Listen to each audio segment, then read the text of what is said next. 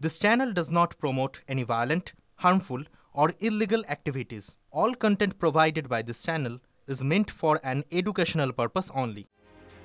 যে কোনো মুহূর্তে তালা পড়ে যেতে পারে আপনার ফোনে। নিজের ফোনে আপনি হয়ে যাবেন বন্দী, পারবেন না খুলতে। কিন্তু কেন? জানা গিয়েছে ঋণ খেলাপি রুখতে এই সিদ্ধান্ত নিতে চলেছে রিজার্ভ ব্যাংক অফ ইন্ডিয়া।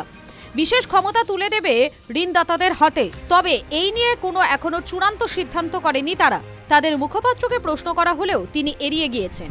সর্বভারতীয় সংবাদ মাধ্যম দ্য ইকোনমিক টাইমসের একটি প্রতিবেদন অনুযায়ী সাধারণকে ঋণজাল থেকে মুক্ত করতে ঋণ খেলাপি রুখতেই এই পদক্ষেপ নেওয়ার কথা ভাবছে তারা।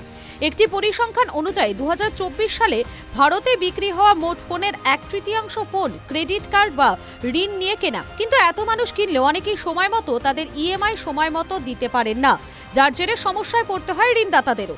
তার মধ্যে সাম্প্রতিককালে দামি ফোন কেনার হিড়িক। 4-5 হাজার টাকা ইএমআইতে প্রায় সবার পকেটে ঢুকে গিয়েছে লাখ টাকার ফোন।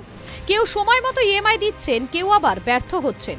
গত বছরও এই সকল ক্রেতাদের ফোনে একটি অ্যাপ ইনস্টলের মাধ্যমে লক আনলক সিস্টেম চালু করেছিল আরবিআই, যার জেরে কেউ কয়েক মাস ইএমআই না দিলেই ঋণদাতাদের দ্বারা গ্রাহকদের প্রদত্ত এই বিশেষ অ্যাপ ফোন লক করে দিত।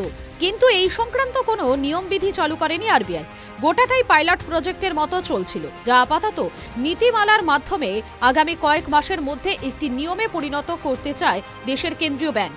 লাভবান হবে বাজাজ ফিন্যান্স। ওয়াকিবহাল মনে করছে এই রকম নিয়ম তৈরি হলে সবচেয়ে বেশি লাভবান হবে বাজাজ ফিন্যান্স সংস্থা। বর্তমানে জীবনের নানান সামগ্রী কেনার জন্য নির্ঝঞ্ঝাটভাবে অল্প টাকায় ঋণ প্রদান করে থাকে এই সংস্থা। তাই আরবিআই তাদের এই সিদ্ধান্ত চূড়ান্ত করলে লাভের জায়গা তাদেরই বেশি থাকবে বলে মনে করা হচ্ছে। TV9 Bangla digital.